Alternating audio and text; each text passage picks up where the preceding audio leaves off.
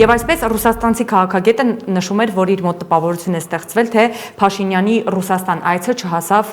նպատակին։ Դուք ինչ տպավորություն ստացաք Պուտին-Փաշինյան բանակցություններից եւ առհասարակ այդ նպատակին հասավ Փաշինյանը կամ ինչ նպատակ կարող էր առհասարակ հետապնդել։ Այ հենց այդ է խնդիրը, թե ինչ նպատակով էր գրանցել եւ կամ ենթա այսպես նպատակներով առանձնազրույցների ռելիզները առնվազն ասում են թե խոսակցության ընդհանուր շրջանակները ինչպիսին են եղել եւ դա կապված է եղել իհարկե այսպես Թրամփի ուղի այսպես պրոյեկտի հետ իսկ դա ենթադրում է որ քննարկվել են լոգիստիկ ամենատարբեր հարցադրումներ իզուր չի որ այս ընթացքում նաեւ ռուսական կառավարության ներկայացուցիչները խոսում են որ այսպես լոգիստիկ այդ ճանապարհների ապաշրջափակման արդյունքում այդ թվում Ադրբեջանով կարող են այդ թվում Ռուսաստանից բեռնել մտնել Հայաստան եւ քննարկում են հնարավորությունը Հայաստանից բեռնել ուղարկել ավելի ռուսական կողմը հայտարարում է որ Մեղրիի հատվածի երկաթուղային այդ սեգմենտը որի այս պահին չկա պատկանում է ռուսական կազմակերպությանը հա երկաթուղային RЖD-ին հա եւ առաջարկներ են հնչեցվում նոր կոմունիկացիաներ բացելու եւ այլնի մասով նայեք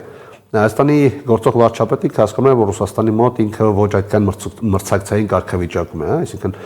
ինքը հաճախ խոսում է ինչ-որ բաներ խոստումներ է տալիս ինչ-որ հարցերի վերաբերյալ դիտարկումներ է անում հետո ոչ հեռու ապագայում գնում է այլ հարթակներում այլ սուբյեկտների հետ այդ թվում է արևմտյան այդ թվում է ամերիկյան սկսում է լիովին այլ բաներ խոսել հենց մենակ այն հանգամանքը որ գործող վարչապետը մերժեց ռուսական միջնորդությունը հայ-ադրբեջանական օրակարգի, այսպես կոչված խաղաղության օրակարգի, այդ այնպես չի որ Մոսկվայի մոռացել են, տեսնում են, ստեղ ուրիշ հարց էլ կա։ Մոսկվան Վաշինգտոնի հետ էլ է խոսում Թրամփի ուղի ծրագրի վերաբերյալ, այսինքն այն ինչ որ չգիտի գործող վարչապետը, գիտի Ռուսաստանի ղեկավարը։ Քննարկումներ են եղել, ենթադրում եմ, թե ինչ ձև, ինչ ֆորմատով եւ ինչ կարգավիճակով միգուցե Ռուսաստանը կարող է մասնակցել, որտեղ այդ մասին նաեւ որոշակի հայտարարություններ հնչեցվել են արտգործնախարարության համապատասխան գերատեսչության վարչության պետի մակարդակով, հա, բայց հիմա եփման process է, դիվանագիտական եփման process է, այն հանգամանքը, որ այսօր նաեւ այսպես լուրջ տարածվեց, որ ամերիկյան չինովնիկները, ինչ-որ բարձր դասի չինովնիկի Հայաստան գալու եկող տարվա առաջի ամիսներին նույնպես այս պրոյեկտի մեջ է տեղավորվում Արևմուտքը Ամերիկայի բիզնեսի եւ ռազմավարական այսպես պլանավորման այդ լոգիկայի ներքո թափանցում է ներքին Եվրազիա Թրամփի ուղին դրա էլեմենտներից մեկն է այստեղ իհարկե շահառուները տարբեր են գլոբալ շահառուները եւ ռեգիոնալ շահառուները, բայց Ռուսաստանի համար մանևրի դաշտը մի կողմից նեղանում է, մի կողմից նոր հնարավորություններ է ստեղծում։ Այդ տեսանկյունից առևտուր մեծ առևտուր է լինելու ամենատարբեր մակարդակում, այսպես մի փոքր առաջ ընկնեմ, երաշխավորված Հայաստանը խոստումները տալու ինչ որ հարցերի վերաբերյալ, հետո ինչ որ խոստումներից հետականանելու, դրանք փորձելու ծախել արևմուտքի վրա եւ այլն կամ ռեգիոնալ դերակատարների վրա իհարկե խոսքը Թուրքիայի մասն է այս հանդիպումը իդեպ ոչ պաշտոնական գագաթաժողովը բավական հետաքրքիր հարթակեր եւ նաեւ ինչու Ալիևը չկար այո այդ համակշռելիության էլեմենտի տարբեր ենթատեքստեր ունի հա նախ Ալիևը ուզում է ցույց տա որ ինքը ուժեղ տղա է եւ ինքն է որոշում գնա թե չգնա դա նաև կապված է 2020 թվականից իր կարգավիճակի եւ Ռուսաստանի նկատմամբ սանկցիոն քաղաքականությամբ պայմանավորած։ Հիշենք, որ ամիսներ առաջ եւ ամիսներ տևող շրջանակում ադրբեջանա-ռուսական հարաբերությունները մեղմ ասած լարված էին, այդ թվում նաև դիվանագիտական էմոցիոնալ էլեմենտներ, այսպես ի ցույց դրվեցին Ադրբեջանի կողմից հատկապես հետագայում որոշակի քայլեր արվեցին, բայց ասել, որ այդ օրակարգը այլևս չկա, իհարկե տեղին չի եւ թերի կլինի, այլև ուզում է ցույց տա, որ ես ինքն իշխան եմ, ինքս եմ որոշում, քանի որ դուք էլ որոշակի կախվածություն ունեք Եվրոպա գազի վաճառքի մասով, հետեւաբար ես ինքս կորոշեմ գամ թե չգամ, ու այստեղ ուրիշ հարց էլ կա, չէ որ նախատեսված է դիվանագիտական արարողակարգի, որ հանդիպումներ են լինելու թե Ալիևի հետ, թե Փաշինյանի հետ, ինչի մասին էին խոսելու էին Ադրբեջան-Ռուսաստան երկկողմի մասին եւ խոսելու էին Թրամփի ուղու մասին։ Ալիևը չգնալով նաեւ այդ օրակարգից դուրս է մնաց։ Ցույց է տալիս, որ իմ օրակարգը մի փոքր այլ է, ես այնուամենայնիվ այսօր այդ հնարավորությունը չեմ տեսնում քննարկելու այդ հարցադրումը Ռուսաստանի ներգրավության մասով, հետեւաբար ես ունեմ գործընկեր դա Թուրքիան է եւ ես ունեմ ջերմագույն գործընկեր Միացյալ Նահանգները։ Ալիևը կարծում եմ ինքը պրոֆեսիոնալ դիվանագետ է, այնուամենայնիվ թե մասնագիտական փորձառության տեսանկյունից եւ այլն, բայց ուժեղ Երևանու գայթակղությունը այնուամենայնիվ պետք է այսպես իրեն ցույց տա, որ մեծ տերությունների հետ միջուկային այդպես այդքան էլ տեղին չի։ Հանրային ընկալումները հաճախ է թվում նաև Հայաստանում։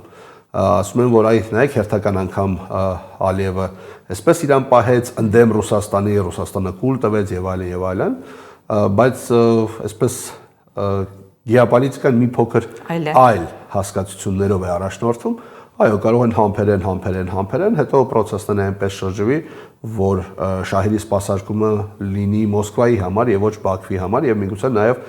բավական ծանրագին վճարի Ադրբեջանը, բայց մենք այդ պոպուլիզմի կամ ականջահատչոտ թեզերի կողմնակից չենք, կյանքը ցույց կտա ինչ կլինի։ Հասկանալի է։ Հիմա ներքաղաքական իրադարձությունների մասին երեք տեղի ունեցավ մեր ձևով ժողովրդական շարժման տարեկան հաշվետու ժողովը եւ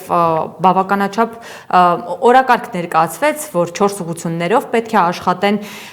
եւ այլն։ Հիմա այդ օրակարգին չանդրադառնանք, ես մեջ բերեմ ձեր գրառումից մի հատված, որում դուք անդրադարձել եք այդ ժողովին առհասարակ մեր ձևովի գործունեությանը, նշում եք, որ քաղաքական միավորի աճը հստակ անբեկանելի է ասֆալտի վրա, բայց կառուցվածքային առումով միավորի հանրայնացված վիճակը անորոշություններ է առաջ բերում, որոնք ենթադրում եմ առաջիկայում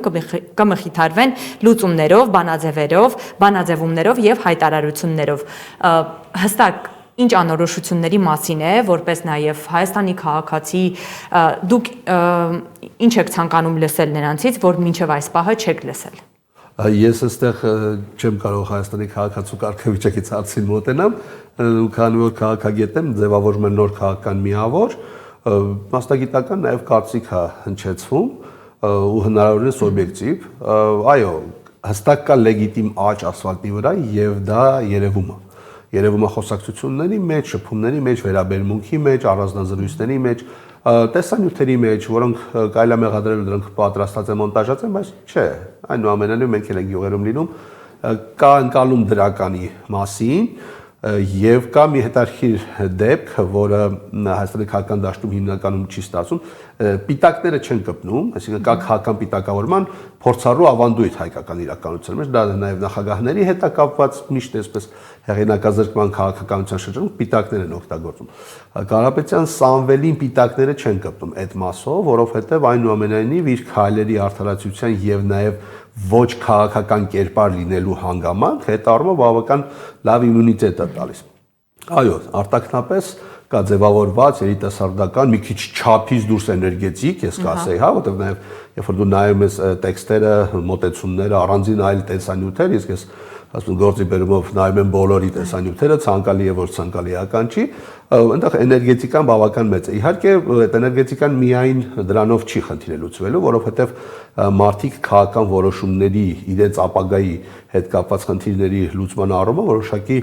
այսպես պահպանողականության կարիք ունեն, հա,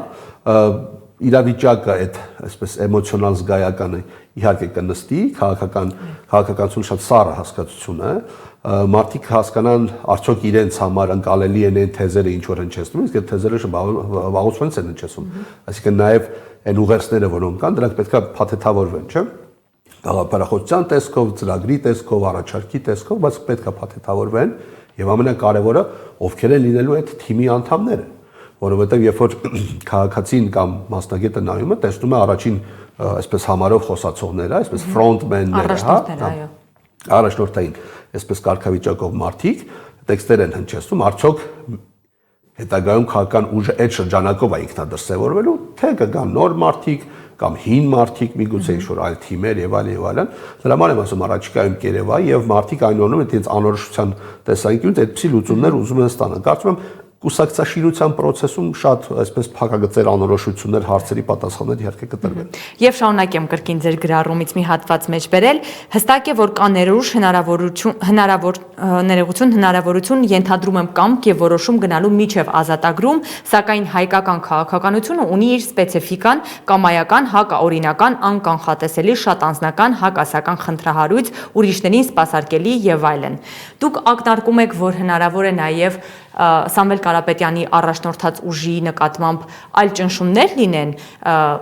այդ թվում օրինակ Եվրամիության միջամտությամբ հաշվի առնելով Կայա Կալասի հայտարարությունը։ Ես չեմ ենթադրում, որ Եվրամիությամբ կլինեն ճնշումները, ես ենթադրում եմ եւ չեմ բացառում ավելի շուտ, որ Հայաստանի գործող իշխանությունները կփորձեն ինչ-որ գործիքակազմով անօրեն ճանապարհով գործ կարել կամ ինչ-որ տեքստի, ինչ-որ բառի հետ կապված խնդրահարույցության ինչ-որ հարցադրում անել, հետո կալանքի այսպես սանկցիա տալ եւ այլն, ինչպես եղավ Սամվել Ղարաբաղյանի դեպքում։ Իսկ ով ասաց, որ այդ նույն գործիքակազմը այլ դեպքերի մասով չի կիրառվի։ Այ աչք փակել այդ process-ների վրա ենթադրելի կարող է դիտվել որպես Եվրամիության աջակցություն գործողություն, կարող է դիտվել, պնդում չի ամենևին, հա։ Այսինքն մենք ունենք մի իրականություն, որտեղ ոչինչ հստակ չի, ոչինչ երաշխավորված չի, օրենքի ուժը ամենևին ենթադրելի չի, դատարանները իհարկե այսպես օրենքի ուժով չի, որ միշտ առաջնորդվում են եւ այլն եւ այլն։ Այնպես որ այդ ցավալիորեն մեր քաղաքական իրականության ամենա այսպես կայուն բացասական հատկանիշն է, որը կարծում եմ շարունակվել է եկող տարի, որովհետեւ ընտրական process-ներում ես պատկերացնում եմ, որ ամենատարբեր տիպի այլանդակություններ են լինել, այսպես ասեմ։ Եվ խոսենք նաև հակա եկեղեցական արշավի մասին, կայքերից մեկը մի քանի օր առաջ գրել էր, որ ամենայն հավանականությամբ իր տեղեկություններով դեկտեմբերի 28-ին Նիկոլ Փաշինյանը պատրաստվում է վերջնական լուծել Մայրաթորի հարցը, նշվում էր, որ ուժայինների ներգրավվածությամբ եւ իրենց թիմակիցներով հնարավոր է գնան Մայրաթոր, այսինքն գրող են Մայրաթորը, դուք ինչ եք կարծում, արդյոք Փաշինյանը այդ քայլին կգնա, թե ոչ։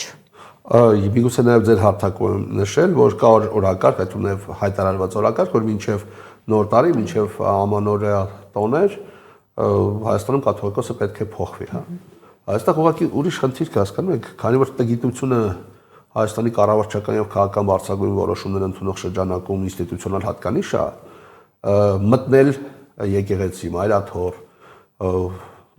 ինչ պիտի անեն, հա մտան եւ ինչա կաթողիկոսը կաթողիկոս չի մնալու, ինչպես է կաթողիկոս դառնում, գոնե ճանապարհը գիտեն, կաթողիկոսներն ինչպես են օծվում, հա, այդ այնպես չի որ իրանք ասեն դու կաթողիկոս չես, բանը Սրբազանը վեհ դաթարում է կաթողիկոս լինում, գիտության հաղթարշավի մասին է խոսքը, այստեղ եւ նաեւ PR-ի մասին է խոսքը, խնդիրը այն է, որ իրենք այդ ճանապարհով ամեն ձև հեղինակազրկեն գործող վեհապարին, այո,